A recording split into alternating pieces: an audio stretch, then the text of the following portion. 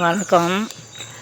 எப்போ பார்த்தாலும் சூரியன் வசப்படுவார், சந்திரன் வசப்படுவார் அப்படின்னு கேள்வி கேட்டிருக்கீங்க.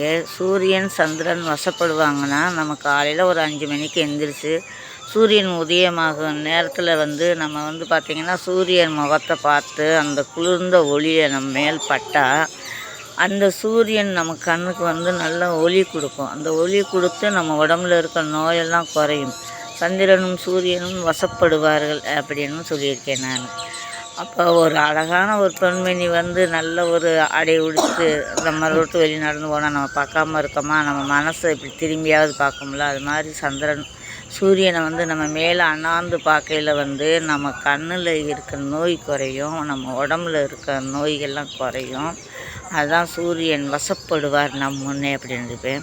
இரவில் எப்படி சந்திரன் வசப்படுவார்? ஆமாம், பௌர்ணமி நிலவை யாராவது மேலே ஏறி இல்லை ரோட்டில் நடந்து போகலையே நீங்கள் அண்ணாந்து பார்த்துருக்கீங்களா? அதை அண்ணாந்து பார்த்து பாருங்கள். பௌர்ணமி அன்னைக்கு நிலவை நம்ம மூளையில் இருக்க வலி குறையும்.